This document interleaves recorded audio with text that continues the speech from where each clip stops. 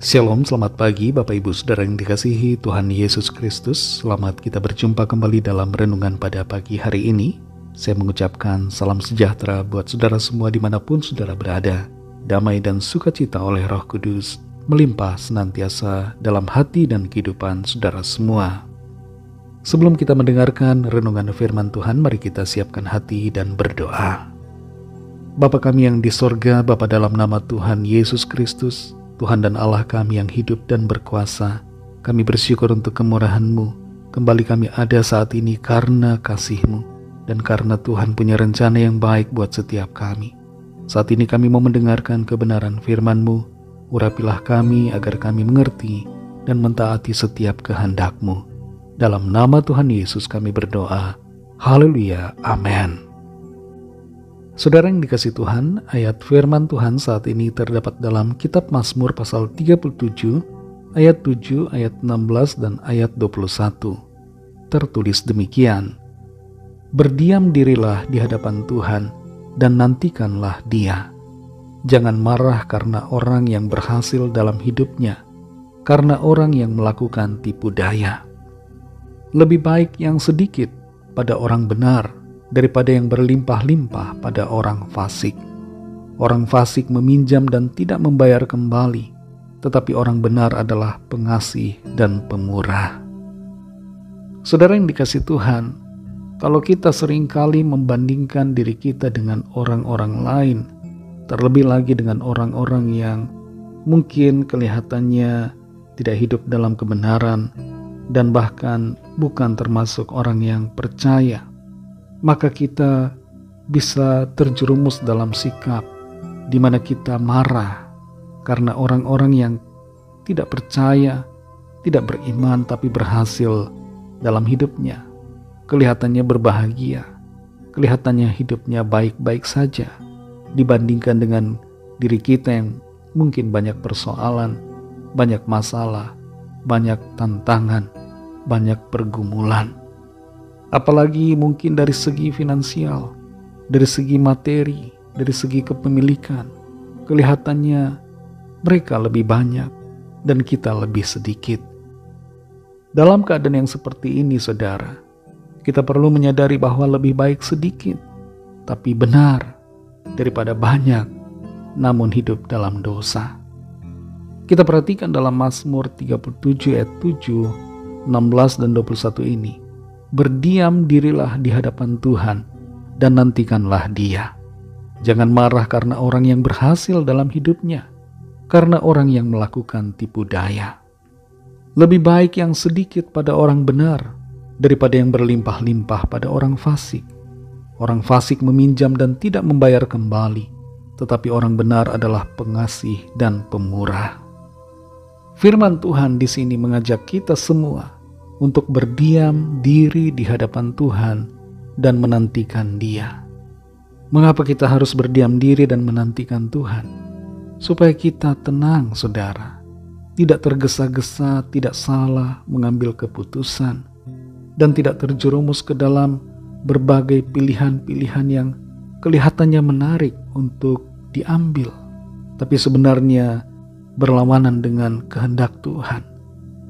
Kalau kita mau tenang, berdiam diri di hadapan Tuhan, menantikan Tuhan, maka kita akan mengalami janji Tuhan.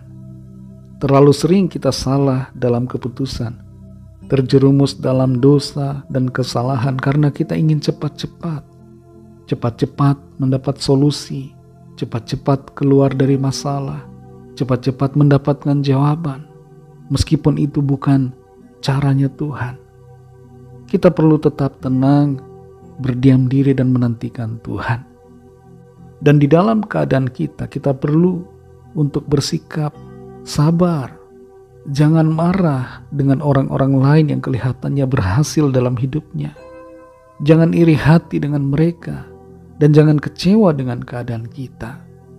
Meskipun mungkin kita dalam keadaan kekurangan, dalam keadaan yang secara finansial atau secara materi tidak berlebihan, tetaplah bersyukur, saudara. Kasih Tuhan tidak pernah lepas dari kehidupan kita. Tuhan ada bersama kita, dan Tuhan pasti mencukupkan apa yang kita perlukan. Bersyukur meskipun kita ada dalam keadaan yang kelihatannya tidak berlebihan dibandingkan kondisi orang lain. Miliki sukacita di dalam Tuhan yang telah mengasihi dan menyelamatkan kita. Jangan bersikap sama dengan orang fasik yang tidak punya prinsip hidup dalam kebenaran. Mari miliki prinsip hidup benar sebagai orang-orang percaya, agar nama Tuhan senantiasa dipermuliakan dalam kehidupan kita. Roh Kudus akan menolong kita, kasih karunia-Nya akan memampukan kita. Mari kita berdoa. Terima kasih Tuhan Yesus, kami bersyukur untuk firman-Mu yang sudah kami dengar saat ini, yang menuntun kami dalam jalan-jalan-Mu yang benar. Ajar kami Tuhan untuk tidak marah dengan situasi, tidak marah, tidak iri hati dengan orang-orang lain yang kelihatannya berhasil dalam kehidupan mereka. Tolong kami untuk kami selalu bersyukur, memiliki hati yang bersukacita, puas dengan berkat Tuhan, sekalipun kelihatannya kecil dibandingkan dengan orang-orang yang lain.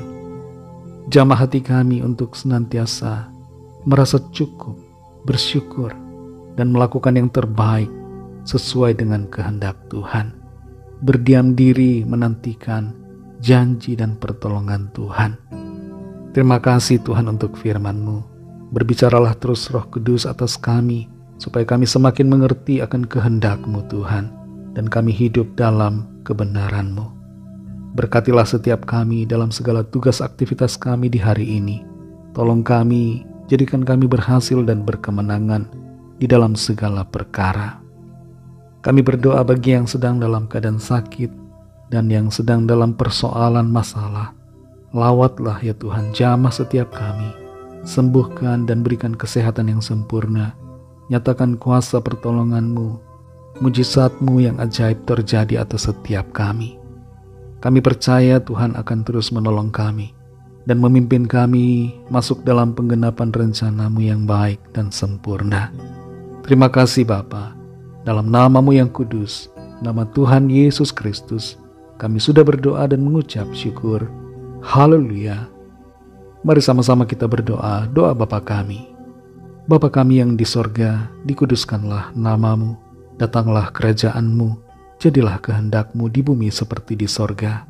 Berikanlah kami pada hari ini makanan kami yang secukupnya, dan ampunilah kami akan kesalahan kami, seperti kami juga mengampuni orang yang bersalah kepada kami. Dan janganlah membawa kami ke dalam pencobaan, tetapi lepaskanlah kami daripada yang jahat, karena Engkaulah yang punya kerajaan dan kuasa dan kemuliaan sampai selama-lamanya. Amin. Terimalah berkat Tuhan. Tuhan memberkati engkau dan melindungi engkau. Tuhan menyinari engkau dengan wajah-Nya dan memberikan kasih karunia. Tuhan menghadapkan wajah-Nya kepadamu dan memberikan damai sejahtera. Berkat dan anugerah Allah Bapa, kasih karunia dari Tuhan Yesus Kristus, dalam persekutuan dengan Roh Kudus, menyertai kita semua, sekarang ini dan sampai Maranatha Tuhan Yesus datang kembali, dan bahkan sampai selama-lamanya. Dalam berkat nama Tuhan Yesus Kristus, haleluya, amin.